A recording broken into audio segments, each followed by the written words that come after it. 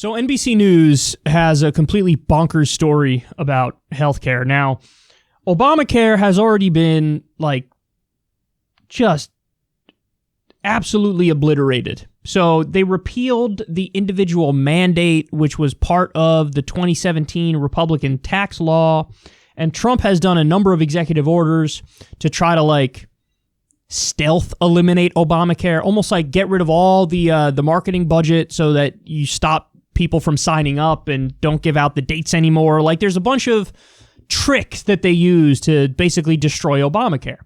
Now, it still stands, though, that there are aspects of the law that still remain. And they really have made it their mission to fully, officially get rid of it. So in other words, the little tricks and the workarounds are not enough. Just getting rid of the individual mandate is not enough. Just the executive orders trying to, hide it is not enough. So they're going to the next level. So look at this thread from an NBC News reporter. He explains, the Trump administration files a brief asking the Supreme Court to wipe out Obamacare, arguing that the individual mandate is unconstitutional and that the entirety of the law must be struck down with it. The Trump administration SCOTUS brief includes a section explicitly arguing that the ACA, that's Obamacare's, pre-existing conditions protections should be killed. This position is out of step with Trump's frequent rhetoric that he will protect pre-existing conditions. The brief calls for the opposite, and he has not offered a replacement plan that addresses the issue. This would also lead to about 20 million Americans losing their health insurance in the middle of a pandemic without a replacement plan, let alone one with the chance of becoming law. There's a reason many congressional Republicans want to drop this issue. So they go on to say, with what they're trying to do here, it would get rid of all of the insurance regulations, it would get rid of all of the subsidies, and it would get rid of the Medicaid expansion, which helps millions of people around the country. Now, by the way, getting rid of the regulations, you know what that would mean? The insurance regulations? One of the parts of Obamacare is that 80% of the money taken in by insurance companies has to go towards actual health care. Before Obamacare, you had insane ratios. In some cases, it was 50-50. About half the money would go to actual health care, and the other half the money would go to overhead and a bunch of other crap that was unnecessary. So they want to get rid of that regulation, which makes more money go towards actual health care. They want to get rid of the protections for pre-existing conditions as they go out there and pretend like they don't want that, and Trump acts like he wants protections for pre-existing conditions. But they're doing a lawsuit to get rid of it, and there's not another bill that they're proposing which would put it back in place. And getting rid of the Medicaid expansion, again, takes healthcare away from millions of people. So, guys, I want you to stop and really reflect on what's happening here. They drank their own Kool-Aid. They totally lost touch. So now you have even congressional Republicans are like, hey, dog, listen, I'm with you, but we got to put this off skis. Wait until after the election. If we win, if we get in power, okay, then we could do it at the beginning of the next... We can't do this right now. Have you seen the polls? We're getting obliterated in the polls. There's a pandemic right now. And your brilliant idea in the middle of a pandemic is, let's take healthcare away from more people. Okay, so guys, there were already 28 million people that didn't have health insurance. Then, because of the pandemic and all these people getting fired, you had another 20 million people that lost their health insurance. That number is supposed to be as high as up to 43 million people that will lose their health insurance. And now on top of the 28 million that didn't have it, the 20 million who just lost it, they want to add another 20 million on top of it. That's what this would do. That's what this would do. They are going after the healthcare that many people have in the middle of a pandemic. I've never seen anything more morally atrocious and grotesque than this.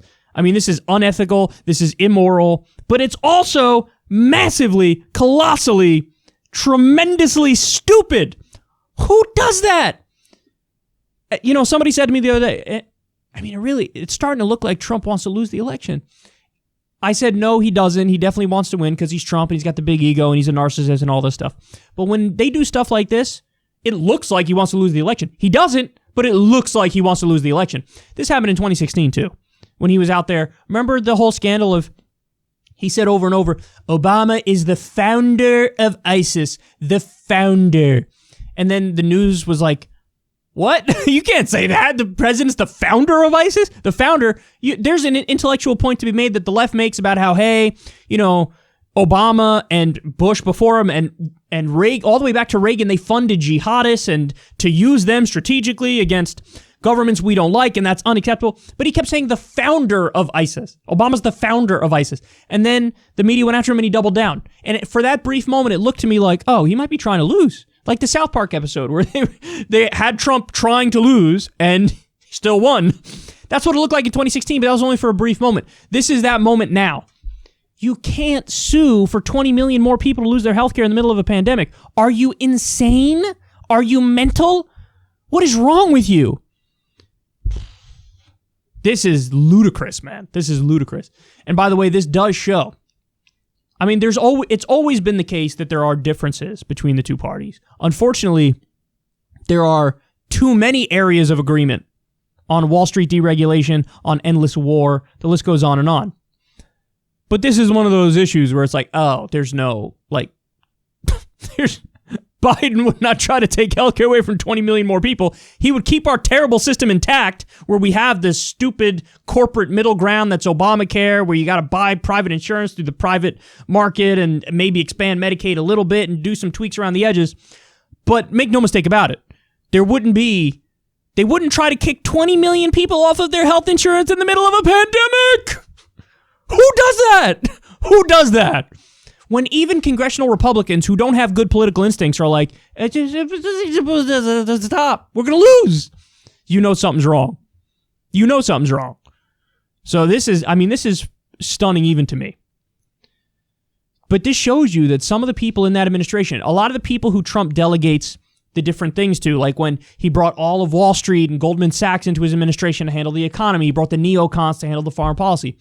This shows you that in many ways, the true ideologues are running the show. Because for his administration to sue, to get rid of Obamacare, which will take healthcare away from people in the middle of a pandemic, and they don't realize or care about the political consequences, what that tells you is these are the true Kool-Aid drinkers.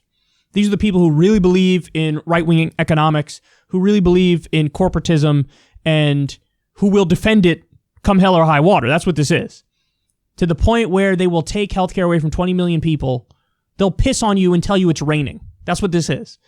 They'll act like, what do you mean we're doing that? We said get rid of Obamacare. We're going to get rid of Obamacare. Well, when 20 million more people lose their healthcare in the middle of a pandemic, there are going to be consequences to that. Because I got news for you. Even people who say, oh, I'm against Obamacare, Obamacare is bad. If that person or people happen to be part of Medicaid and they're covered under the Medicaid expansion, well, then you take that away from them and all of a sudden they'll be like, no, I love that.